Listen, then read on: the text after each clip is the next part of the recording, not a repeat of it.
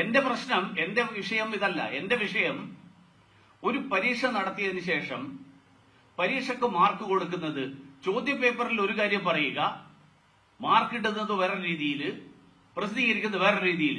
ഇതാര് തീരുമാനിച്ചു? തീരുമാനം എടുത്തത് ആളാരാണെന്നാണ് പറയേണ്ടത്. മന്ത്രിസഭയാണോ ഇക്കാര്യത്തിൽ തീരുമാനിക്കുന്നത്?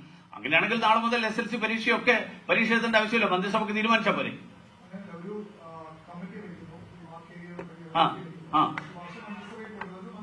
എന്റെ സുഹൃത്തെ, ആ കോടതി നിങ്ങൾ വായിച്ചു നോക്ക്.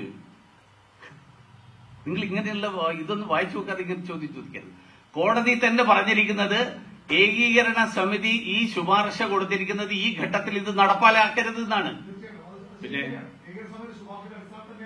അല്ല, ശുപാർശ എന്താ? മാറ്റം വരണം. എങ്ങനെ മാറ്റം വരണം എന്നുള്ളത് പറഞ്ഞിട്ടില്ല. അതാര് തീരുമാനിച്ചു എന്നാണ് എന്റെ ചോദ്യം. CPM വേണ്ടി ഇങ്ങനെ നിങ്ങൾ AKG സെന്ററിൽ തരുന്ന സ്ഥാനം അതേപടി ചോദിക്കരുത്.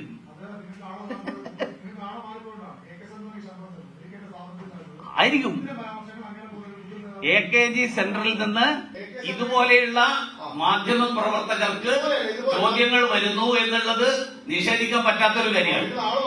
അല്ല, ഇതുപോലത്തെ ചോദ്യങ്ങൾ ചോദിക്കരുത്.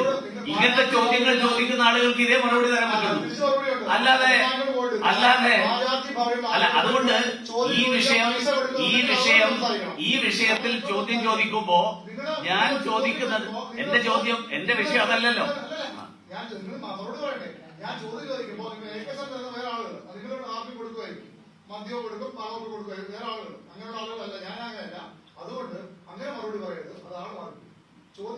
മറുപടി ഉണ്ടെങ്കിൽ പറയുക. ചോദ്യത്തിന്റെ മറുപടിയാണ് പറഞ്ഞത്. അത് നിങ്ങൾക്ക് മനസ്സിലാകാതിരിക്കുമ്പോ ഇതുപോലെയുള്ള മറുപടി പറയേണ്ടി വരും. തിരിച്ചു മറുപടി കേൾക്കേണ്ടി. അത്രേ ഉള്ളൂ. അത് പറഞ്ഞോ, അത് നിങ്ങൾക്ക് പറയാലോ. ഞാൻ ഒരിക്കലും നിങ്ങളെ തടയുന്നില്ലല്ലോ.